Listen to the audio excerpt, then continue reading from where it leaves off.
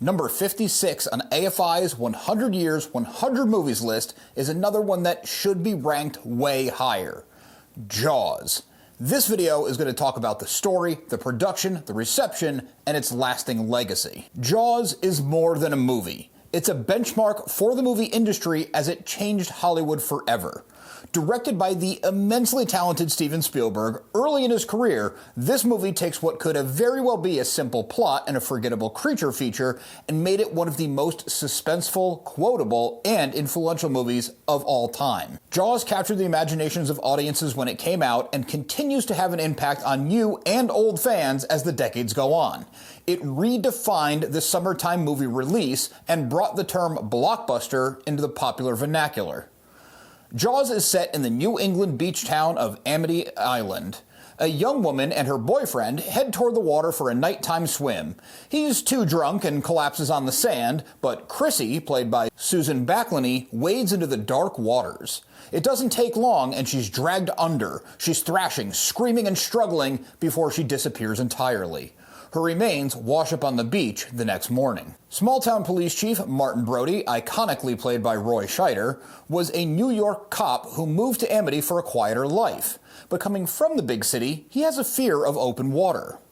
Chrissy's body is inspected and a shark attack is instantly declared the cause. Using logic, Brody declares the beaches must be closed. Amity's mayor, Larry Vaughn, played by Murray Hamilton, rallies some local business owners and they all complain that the beaches cannot be shut down.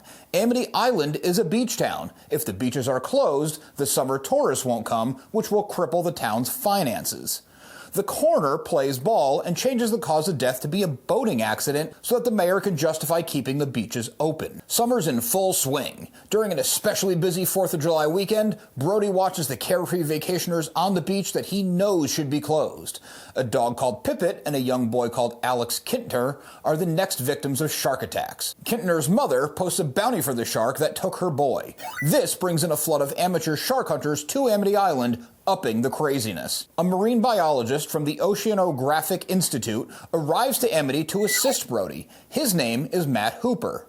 He's played by Richard Dreyfuss in a career-defining performance. Some of the amateur shark hunters catch a tiger shark, which is much smaller than the great white that the movie is ultimately about.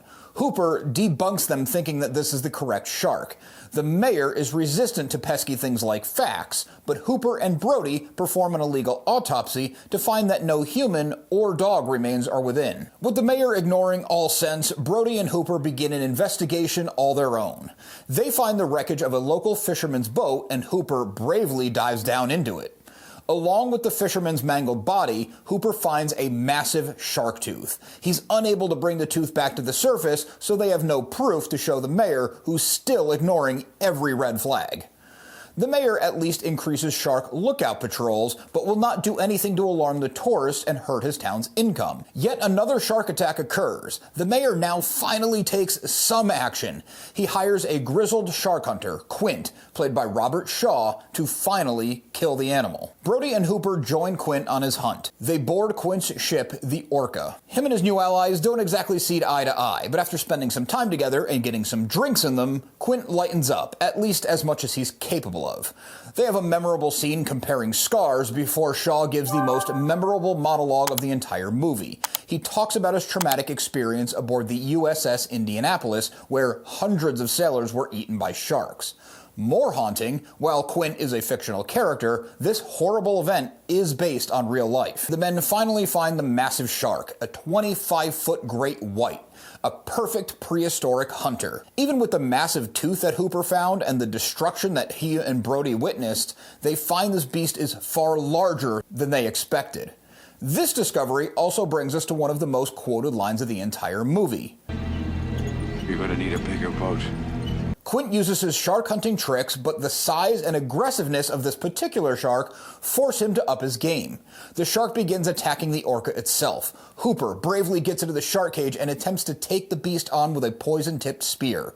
This shark is so strong that it destroys the supposed shark-proof cage. The shark does so much damage to the orca that it begins to sink. It flops its massive body onto the deck and devours a screaming Quint in a harrowing scene. Brody climbs the mast of the ship to stay out of the water and the jaws of the monster. He throws an oxygen tank into the shark's gaping mouth and shoots it with a rifle, causing both the tank and the top half of the shark to explode. Hooper and Brody then swim back to shore together. During production, there were numerous issues with the mechanical sharks that used for the movie. This actually turned out to be a blessing in disguise. Way after the fact. I'm sure at the time Spielberg did not feel that way. Because the shark, many referred to it as Jaws, but the cast and crew nicknamed it Bruce, didn't work how Spielberg wanted it to, the shots had to be completely rethought on how the creature would be shown to the audience.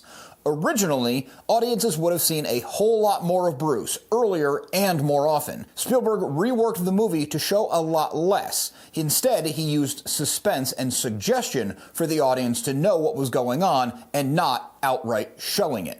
This, along with John Williams' ominous and iconic score, made Jaws the modern definition of less is more in a thriller. This was a staple movie-making rule of Alfred Hitchcock, who always believed that what you don't see is far scarier than what you do. It's safe to say that Jaws would not be nearly as effective, especially so many years on, if the shark was front and center so often and we saw the mechanical effects that were nice at the time aging. Another brilliant move credited to Spielberg is in keeping the shark just that, a shark. It's never more clever than it should be. It's not plotting and setting traps. There are no supernatural elements or increased strength. Even its size, while it's abnormal, is not impossible or unheard of. Keeping the shark a large, powerful apex predator with prehistoric instincts made the movie feel that much more realistic, letting audiences relate to it much closer. This attachment to the material heightened the suspense of the movie for audiences because they knew this animal could exist, and though it would be a rare occasion, one day they might run into it. Jaws started production with a decent budget of $7 million. Countless production issues, including all the infamous problems they had with the mechanical sharks, and expensive on-location shooting caused delays in time, and the budget ran way over. The studio obviously didn't pull the plug and continued to give Spielberg the money he would need to finish the movie. In this case, that risky move paid off. It doesn't always. Jaws was the first movie to bring in over $100 million at the domestic box office. It would go on to gross nearly $500 million worldwide. This is why we use the term blockbuster to this day. Audiences would be lined up literally around the block in order to get into the movie theater. It also set some standards in aggressive nationwide marketing campaigns, as well as a wide release strategy implemented from the start rather than trickling it out into more theaters. These things are all still industry standards for major movie releases. Upon its release, Jaws was loved by critics and audiences alike. It was praised for the tension, direction, performances, and John Williams' iconic score. It took home 3 Academy Awards: Best Editing, Best Sound, and Best Original Score.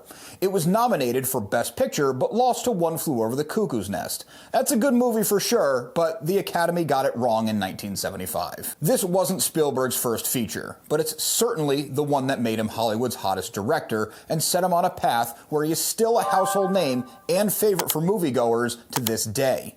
The movie has inspired countless thrillers, changed how the general public thinks about sharks, and kept many young movie fans out of the ocean for years. It did spawn 3 sequels, but none of them even come close to the brilliance of the original. Not only is Jaws consistently found on best of movie lists, it was also inducted into the National Film Registry for its cultural significance. Check out this playlist for the rest of the AFI 100 Best Movies covered so far, and be sure to subscribe to follow all the way through to number 1.